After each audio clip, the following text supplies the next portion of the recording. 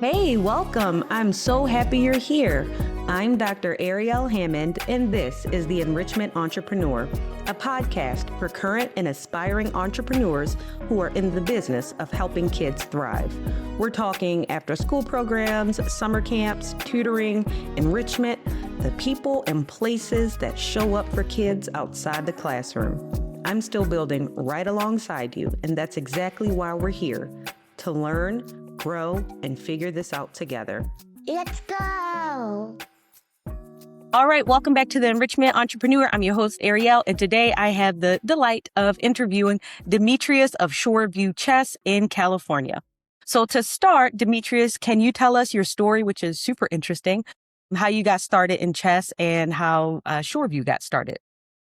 We first started off by we were working at after school chess programs, and we found out that the students that we're teaching chess to were going to go play in nationals. And so parents got together and they wanted additional class.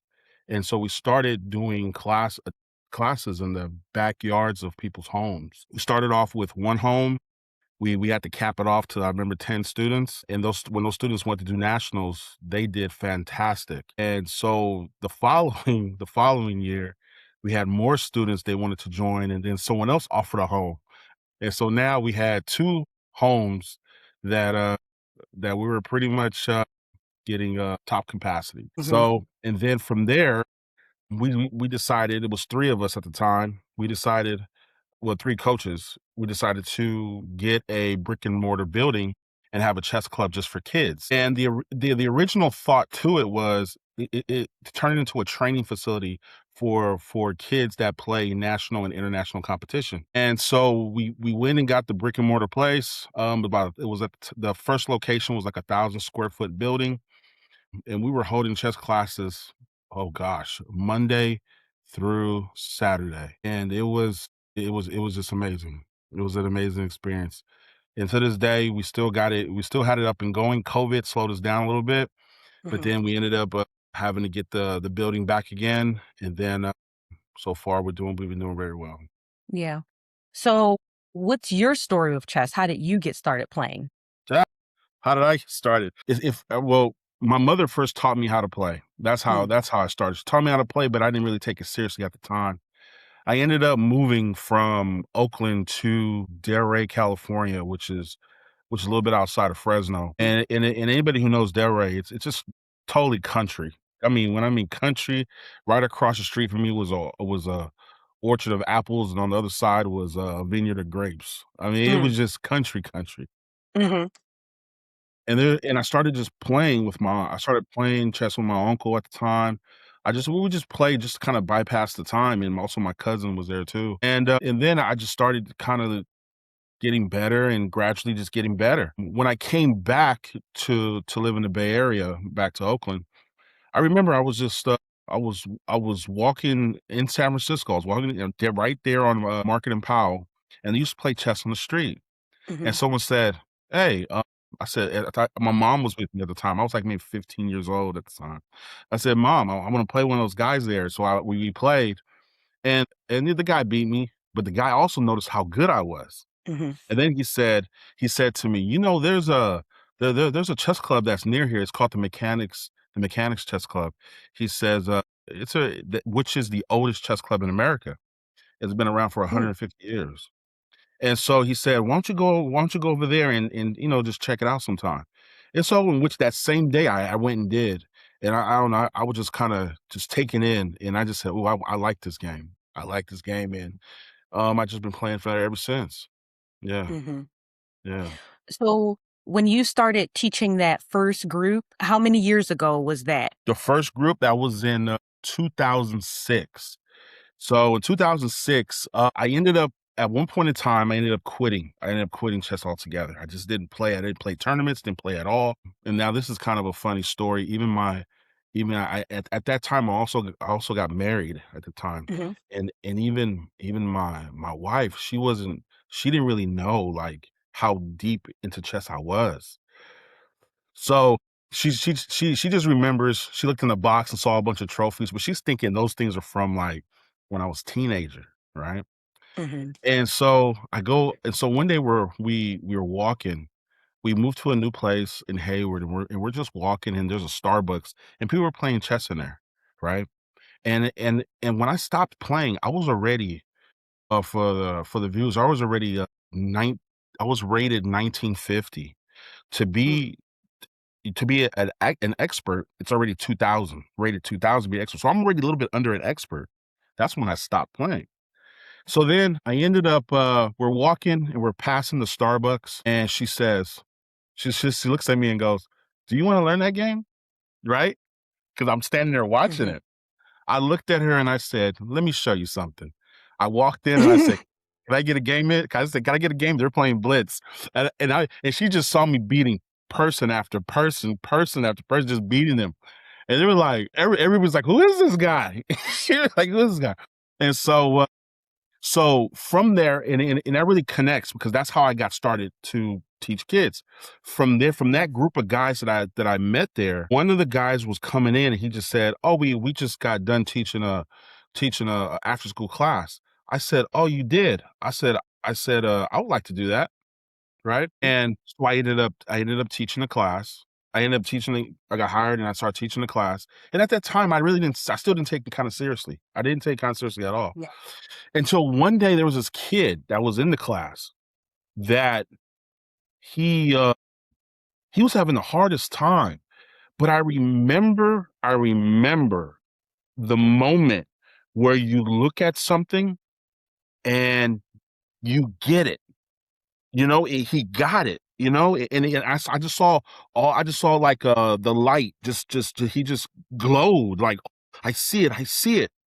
And I remember thinking to myself, I want to see that happen again and again and again. And so then I started teaching a lot. And then from there, I started that in 2006. And then I got recruited to teach at the school that plays chess competitively in Mhm. 2008. And that's when I started teaching at the homes. Yeah. Mhm. So, how long was it between when you started in 2006 with that first group and then you started going into schools, right? After school programs and different facilities, and then you have now your own brick and mortar. Oh, okay. What's the timeline between Oh, what's the those? timeline? Well, in 2006, I started with teaching after school programs, right? But those after school Right. programs were not competitive. It was just like an after school activity. And then, just Mhm. go home. And then that was in 2006. Then in 2008, I got recruited by a competitive team that was an after school program. They were in schools, but they competed in nationals and they competed in international tournaments. So, Mhm. and then from 2008, I finally opened up from going teaching like at homes. That Mhm. started in 2009, teaching at homes, and then from there, teaching at my own brick and mortar. That happened in 2015. Do that. Yeah. What has that experience been like going from not having your own facility to having your own facility? And would you recommend it to others? Good question. Very good question. Well, the thing is that I had to really understand like why am I doing this? Okay. And, Mhm. and what's my purpose in the matter? Because that's what the patrons are going to pay for. Okay. If you open up to say, "I'm just having enrichment, I just want the kids just to have a good time with chess," and that's not going to keep the doors open because a lot of patrons can feel like they can get that from anywhere. They can get it Mhm. from, their after school program, right? So so what makes me the difference from other chess clubs is that we teach on a competitive level. Mhm. And because we're teaching, even though we start them off as beginners, we let them know to have fun with the game. We kind of give them the enrichment of having fun with the game, but we also insert the competitiveness as well. Mhm. And with that competitiveness, they start to become better chess players. They start to become, and then while in the process of doing that, we also will encourage them to do other things as like when it comes down to chess books. Okay, then we show them, okay, this is how to properly study. This is how you properly read. This is how you properly process information. So we have to do all those factors for them to get the information. And so I think that I wouldn't recommend it to somebody who doesn't if they have like a very general purpose, but I Mhm. would recommend it to somebody who can really focus on the enrichment of that kid having a lifelong activity or a lifelong craft that they can be Mhm. able to be proud of going into their adulthood. Mhm. Because a lot of the times I tell the students here, I say I teach you not just for you to learn, but I teach you in such a way that you will be teaching your kids when you have families. You'll be teaching your kids chess. And then you'll be Mhm. telling your kid, you learned this from Coach Demetrius. Mhm.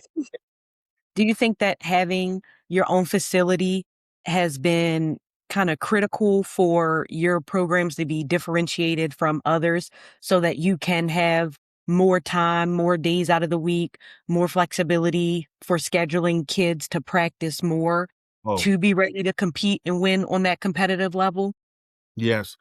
Yeah, when it comes to having your phone facility, you definitely can create your own schedule. You can create, it's your place. It's 24 hours, 7 days a week, 24 hours a day. You can create your own schedule. And then also you can have who you want to have there.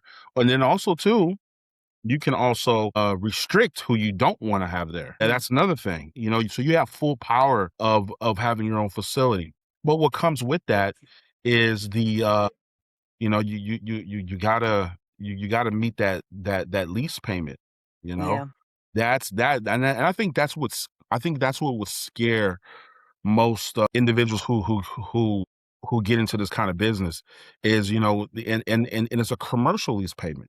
It's not Mhm. like, it's not like we just, have you know, it's not like residential, but it's commercial. And then when it comes to commercial, gosh, I can tell you some good stories. I can tell you some nightmares. Mm. When the air conditioner goes out, well, that's on you. And if Mm. and if and if they come in here and say that takes 5 grand to fix it, well, that's on you. you Yeah. know, So and one thing about having your own facility, you got to keep the lights on. You got to keep the upkeep. You have to keep the equipment. You have to constantly update your equipment. Like right now, I was just yesterday. I'm just sitting there going through invoices of chairs.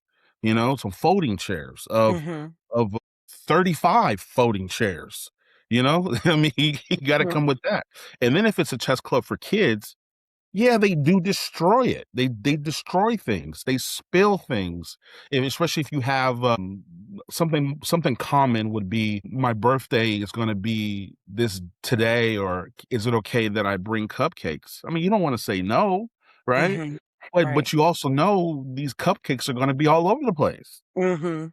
Right? So then you have to have cleaners to come in to sanitize things down and Mhm. like not just a cleaner that says I'll come and empty the garbage can. No, you gotta have people come in with spray bottles and wiping things down and making sure everything is sanitized. So all those things come with it and it can be a little scary in the beginning, but this is what I kind of believe. I kind of believe in a Mhm. quote by Martin Luther King. He pretty much said that if I'm just paraphrase it, but he said Mhm. that whatever you're doing, if you're doing it well, people it doesn't matter where you're located, people will make a beaten path to you. As long as whatever you're doing is excellent and you're doing it well, they will Mhm. make a beaten path to you. And I strongly believe that. If you're paying a monthly fee to take registrations or you're losing a cut to a marketplace, then NRAPS was built to end that.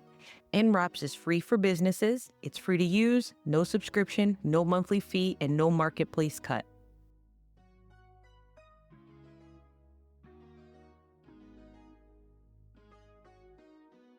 You go from landing page to live in under 5 minutes. For the family signing up, it's even faster than that. No account, no app, a link, a tap, and they are done. There's nothing to migrate, there's nothing to lose. Go to nraps.com, build your first registration, and see it live today. Is So that what you find with your community and the families you serve, that they come from further out to your program specifically because you teach with excellence? Oh, yes. Oh, yes. We have families that come, takes 40-minute drive to get here. Mm-hmm. 40-minute drive. So like if we're located in Oakland, we have families that come from Dublin, Pleasanton, Los Gatos, Saratoga. Those are like 40-minute hour drives to Mm-hmm. get here. And so and I keep that in mind. And I keep that in mind. And that's one reason why I keep the standards so high. I don't allow just anybody to teach here. And I don't allow Mm-hmm. just anybody to walk in the door and say, "Oh, I want a job." Okay.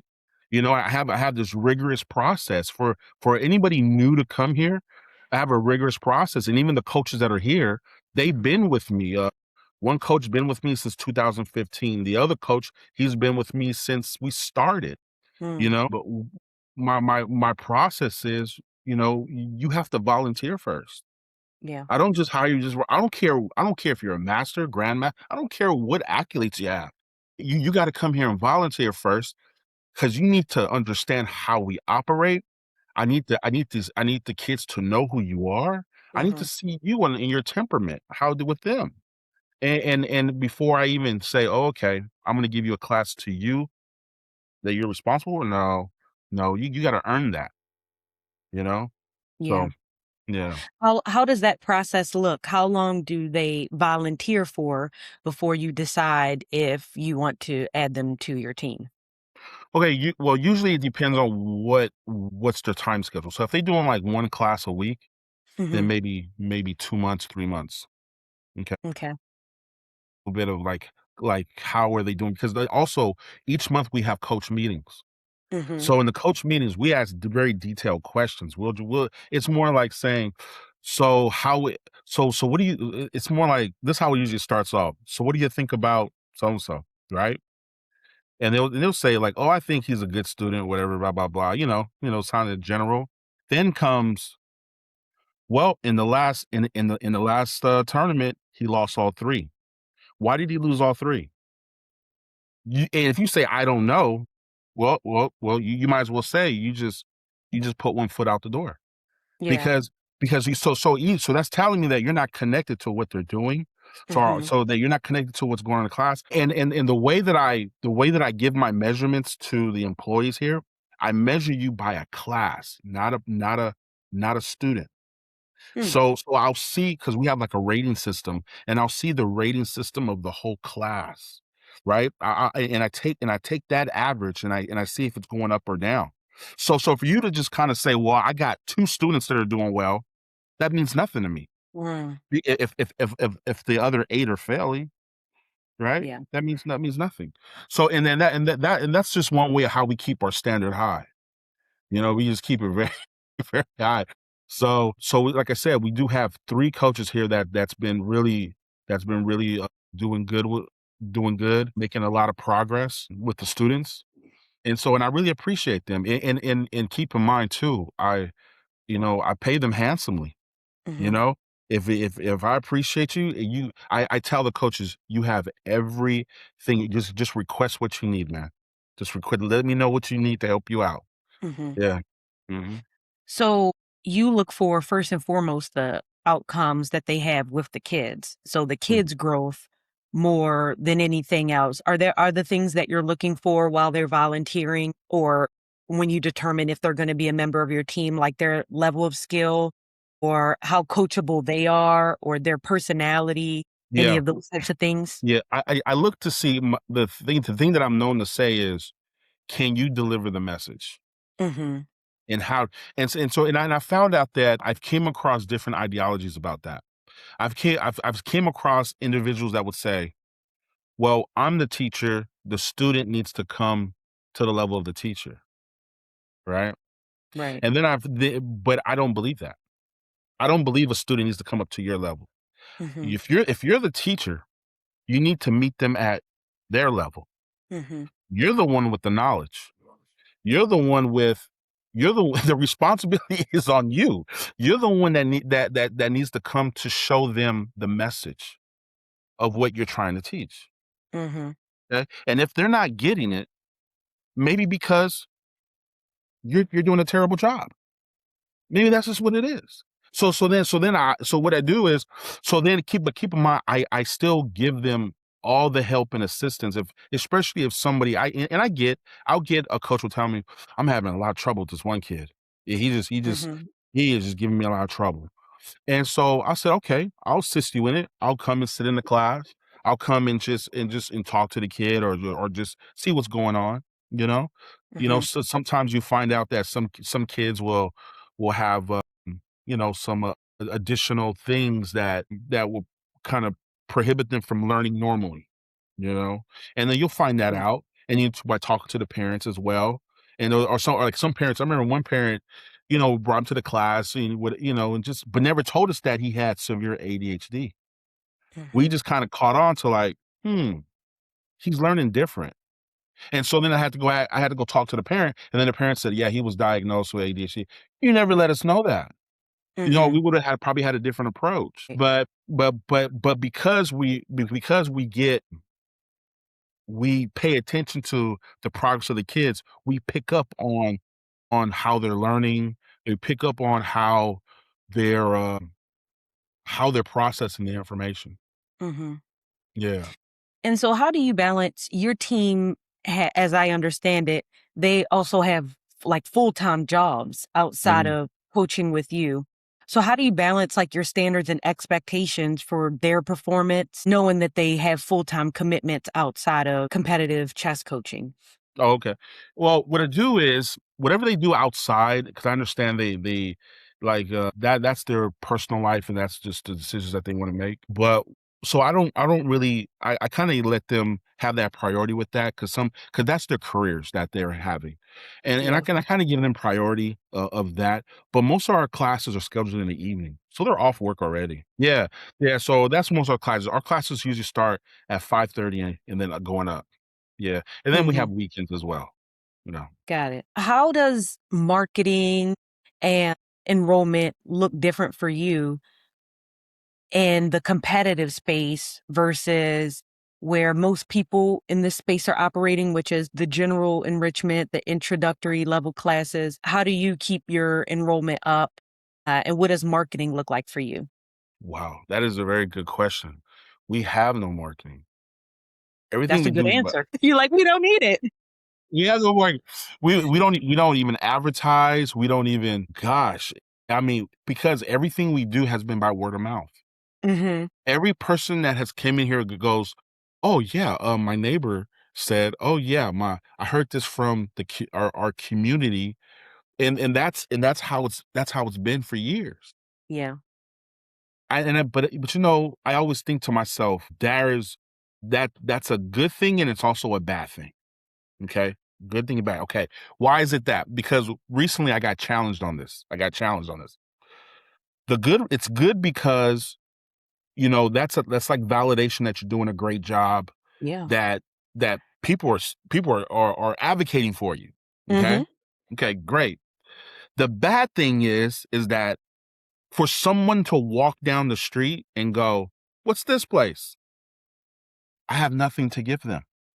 I Yeah. have nothing. I can tell them what we do, but they still won't be able to grasp what we really do. Hmm. And so recently, and that recently happened. A parent walked in and said, how does this work? How does this work? How does the system work?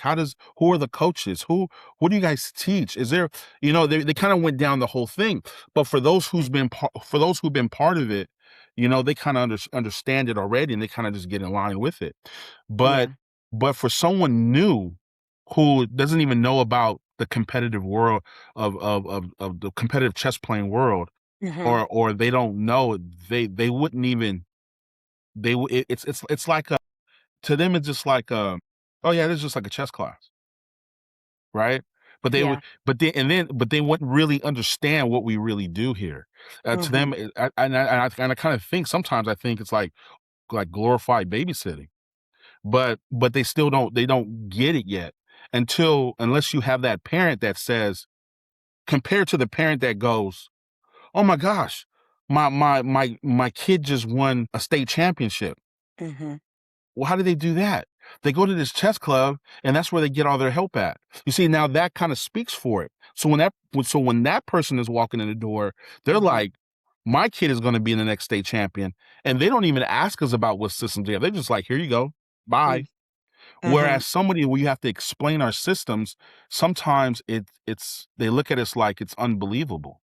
Yeah. And this is what I mean. I guess I take it as, I haven't really looked or researched it, but I take it as some programs or enrichment programs, Mm-hmm. they do things by you pay for so many weeks, or you pay for a certain class, or you do things. And to me, I thought that was just too complicated. So I Mm-hmm. just said one flat rate fee, and you have access to everything Do you do that per month or per year or per month. semester? Per Okay. month. And because I set it up that way, some parents go, are you sure I can take another class? Or are you sure that I can come on Tuesday? Or are you sure? Mm-hmm. I said, and then I even said, yeah, even the tournaments are included. And Mm. also you don't have to register for the tournaments. Mm. You don't have parents still now trying to register. I said, you don't have to register, just Yeah. come in, check in. We have all your information already. Just come in and check in, and you're good to go. That's interesting.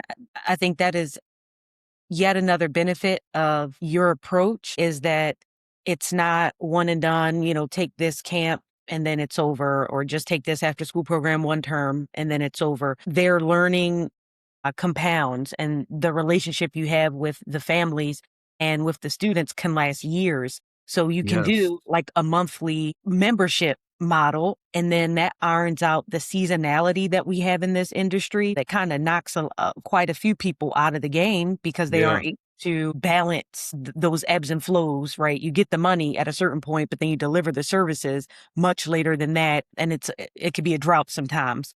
So that makes sense, a monthly membership model. Since you've done that, have you found that uh, the business, like revenue operations, has been easier to manage Oh, versus yes. previous?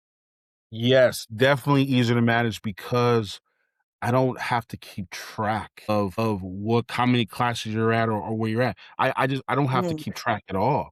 I can focus in on the work. I can focus in on the student. I can focus in on the family, and without having those awkward discussions of, oh, you didn't make your payment. Oh, you didn't. I don't have to focus on those awkward discussions.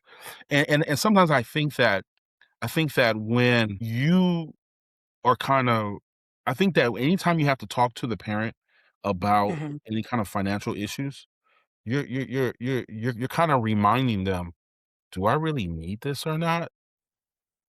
You know? Anytime you gotta Yeah. talk, that, do I really need to do this? Or could I just take these same funds and go reading classes, math classes? Hmm. You know what I mean? Could I do something different with it, you know? And Yeah. so I think so that discussion is kinda like I never have it no more. I never have Hmm. that discussion no more. I remember the first 2 months, first maybe 2, 3 months, I did start it that way. Hmm. I started it like, okay, you take a block of classes, you pay this amount of money, you take a block of classes, and then, Hmm. rinse, wash, repeat. But then I said, I don't like doing this. I didn't like that model. I thought there was too many flaws. So then I just Yeah. said, you know what? Flat rate fee, and that's that. And Hmm. then that's it. And then let me know when you want to cancel. Yeah. And then once you cancel, your the rest of the membership just kinda goes, and it stops at that day. Hmm. That's it. So I so yeah, so I think that was the best model for us. Hmm. And that we can focus in on the work, we can focus in on what's happening. And then on top of that, I can see the revenues that are coming in. You Hmm. really kinda plan it out. You really kinda know what are you working with that month, and it helps you deal with your budgeting on the back end. Yeah. Yeah. So I want to circle back on the marketing and the lack of thereof and the lack of a need for it. At what point did you realize you didn't have to do any marketing? Like, did you just never have to do that from the very beginning and you just followed the demand? Or was there a certain point where your reputation, where Shoreview Chess's reputation had become so positive and permeated the community so much that you realized, oh, I don't even have to focus on that anymore? Oh, okay. So it came down to it. I would say about, gosh, I would say, okay, when we open up our doors, okay, let me go back a little further. When we first started Mhm. working at the homes, right? When we first started at the homes, that's when the community started really hearing about us. Okay. Mhm. When those students did very well, they did very well at the state championship and national. Then, because when you go in play as a team, they see the club team that you play for. Mhm. And when they first saw that, they're like, "Who is that? Like, what's that team?" Right? Then later on, as we open up our brick and mortar in 2015, we still had another parents were still coming in, and they were still saying, "Okay, we know that we want additional coaching besides the coaching that we're getting at at the schools. We want Mhm. additional coaching here." And that's kinda like how it started. I just want additional coaching Mhm. because they didn't see 1 hour as being enough. So 1 Mhm. hour a week enough, and the major need was is that there was really no place for kids to go just play chess. Mhm. This places. I mean, okay, so you can for adults, you can find some random, coffee shop and you'll find some chess players in there, Mhm. 4 or 5. But I don't think a parent would just take their 8-year-old and just leave them at a coffee shop and be like, "Okay, just play chess. I'll be back in a couple hours." Right? Mhm. That's not gonna Right. happen. Well, that happens here. They come in, they drop off and leave. That makes sense. Yeah. Yeah, leave. And so the kids that either they're playing chess with each other, and we do. We actually set time aside just Mhm. for kids just to play. That's it. Just play. Have fun with the game. The only thing is, there's no coffee here, but still, they could just play. Mhm. And so that's that. We call that our weekend club. That's our weekend club. Yeah. And so I think that when as time went on with this, that's when we started to kind of see the parents started, I would say, more like partnering with us. They started Mm. to partner with us. And this is what I mean. They like some parents will come in and say, "Hey, I think you need more shelving for the books. I'm gonna bring a shelf. I think you need more chairs. I'm gonna bring some chairs. I'm gonna bring." It was kind of like that. Like not just to they wanted not just to pay their dues, but they also wanted to be more part of the program. And I think that's when we started to go, wow, this is becoming really, really something, you Yeah. know? And then also too, when our very, very first group of students that we were working with, like I said, that was in 2008. They're now going in college now. Mhm. Okay, some are actually finished with college, right? I still get like the texts and emails, like coach, I remember when you were talking about college. I'm experiencing that now. I remember when you were talking about, Wow. and so yeah, so we go like, we go like wow, like this was something. Mhm. And so I think that's when we start to figure out that we're becoming part of the community, not just an entity in the community. We're becoming like really part of the community to where now I was just yesterday, no, Saturday, I was at a restaurant getting food Mhm. and his kid is right on the bike.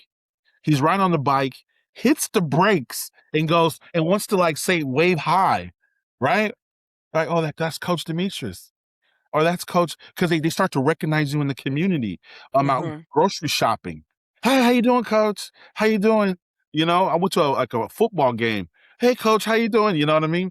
And so you Yeah. start to get recognized in the community. That's why I really start to realize that we are we are really becoming part of the community. Mhm. Not just an entity that's just evolving in the community. You Yeah. know? And I think that's the biggest difference. Yeah. Yeah. I hear that so much as like a common thread in your story. And it seems, well, if not it seems, but you have created a pathway and a structure for every child who participates in your chess programs to maximize their potential and to follow it to the end, wherever that end may be. And it might Mhm. be they play until adulthood. It might be it is their thing where they get community and challenge and a sense of pride and identity and character development all throughout high school and going into college, where like that is a pivotal aspect of their lives and of their development. When we don't do that in the enrichment space and we just have like that those intro 101 type of programs, then we don't give the children who maybe this is really their thing and we lit that spark, for them.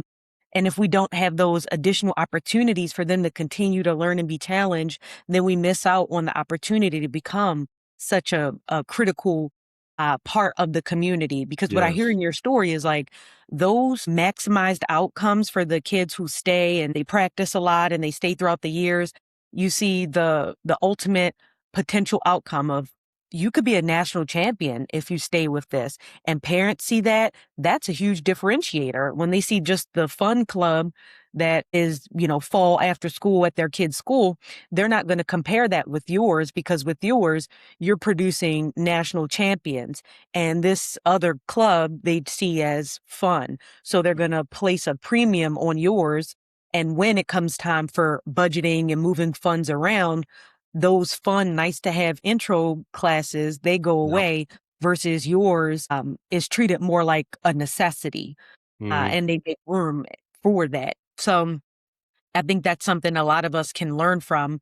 I mean, including in my own STEM business, I've often like come up to a barrier with how do I continue the children's learning journey? Some want more.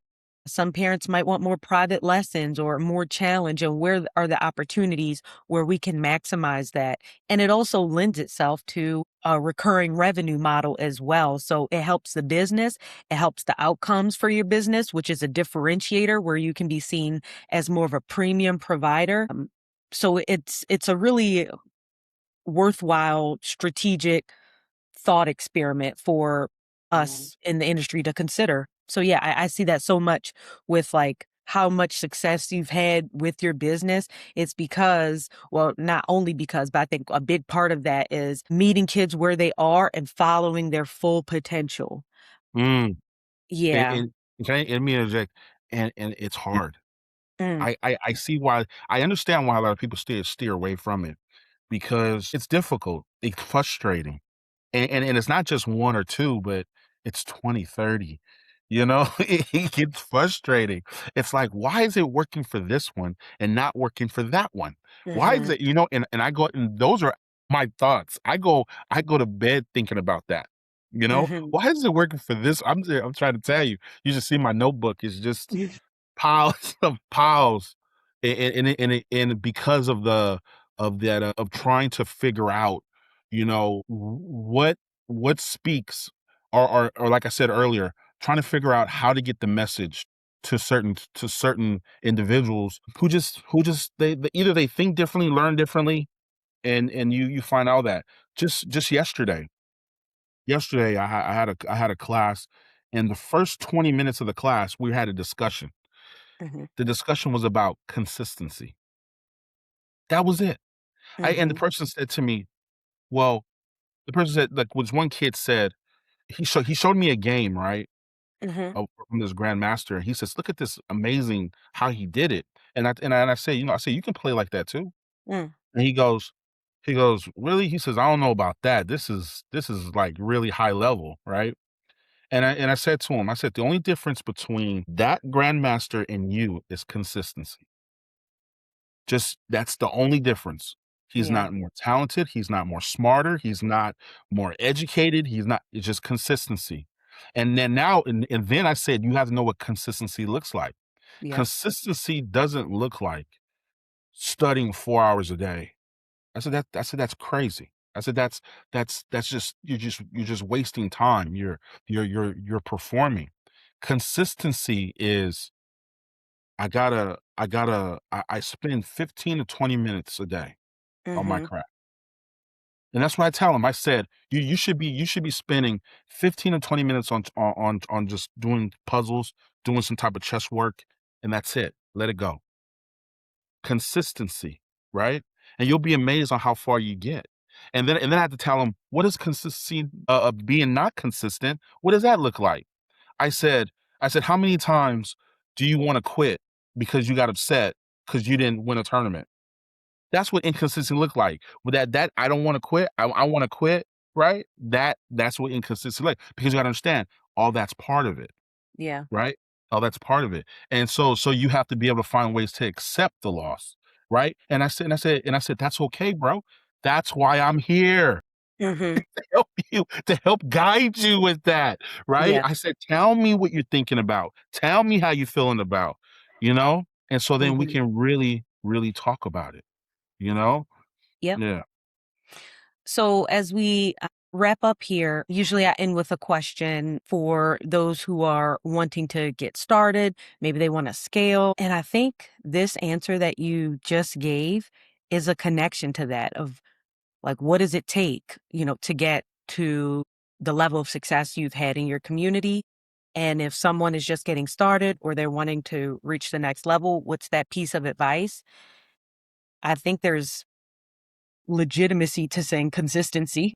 Yeah, you gotta be, you know what else I said? I'll share this with Mhm. you. And actually, this will go for the people who are trying to create those businesses, right?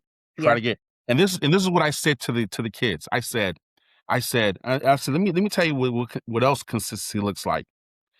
I said, does your neighborhood, does your family even know you for playing chess? Hmm. What do they know you for? Do they know you for, oh, you read a lot, you do math a lot, you Mhm. play chess a lot, right? And it kind of and that kind of goes, see, like, even, and I gave them an example of myself. I said, even when I go back to my neighborhood, my where I live at, they all know I play chess. They all know that's the chess guy. They all know I don't have to say it. I don't have to put it on my shirt. I don't have to do any of that. I said that's what they know you for, because you're so consistent in your craft that is what everybody knows you for. Mhm. You see, and Yep. I think that's one thing that when someone's saying I'm trying to build a business and no one even knows you for that business. They don't even know, like, if you're a real estate agent and no one knows that you have a passion for houses, no one knows or you can be a contractor. You can be it can be anything, anything, a contractor, an engineer, computer science, and no one Oh. knows that you do computers. No one is coming to you saying, "Hey, I got a computer problem. Hey, I got Mhm. a house problem.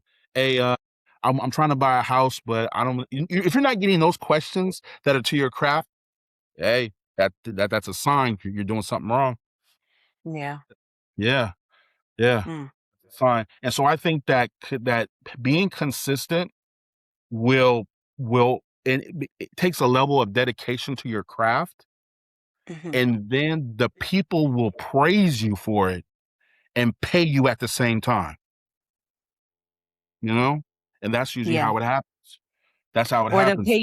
they'll pay you and bring you a bookshelf at the same time. Yeah, man. I have bookshelves. You know what? Some Mhm. people, you know what? I've had some people come here and go, because I would do like the lessons on a demo board. Mhm. One person said, "Why don't you do it on the TV?" And they brought like a 70-inch TV and said, Oh. can you just hook this up to your laptop and do the lessons here? I said, that's a great idea, man. Yeah. They sure Pick did. up on that.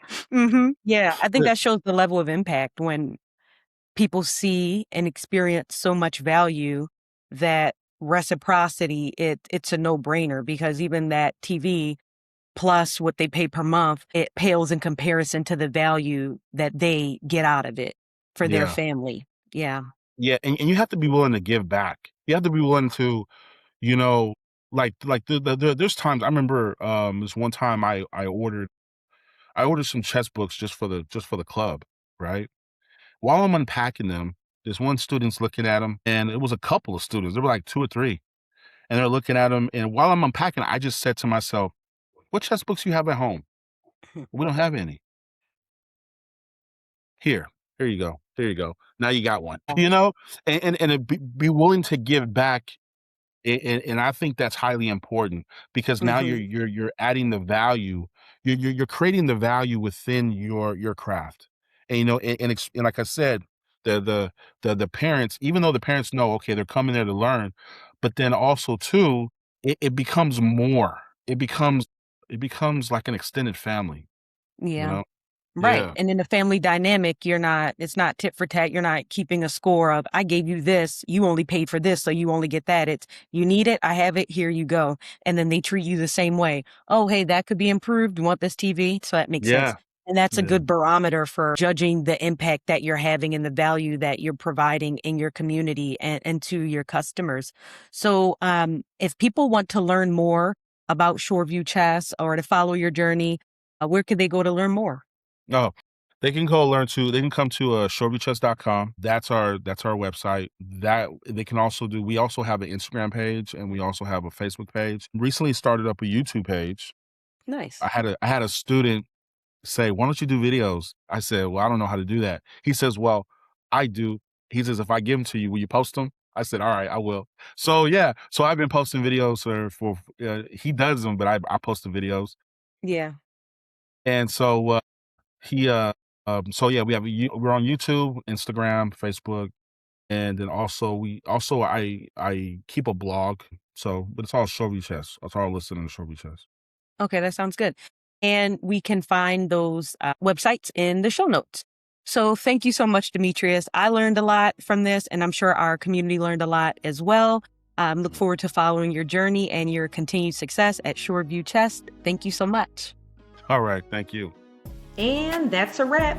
Know someone who needs to hear this episode? Share it because Sharing is caring. if this episode earned it, give us all the stars in a review on whatever platform you're listening on because it helps other enrichment entrepreneurs find this show. Until next time, keep learning, keep building.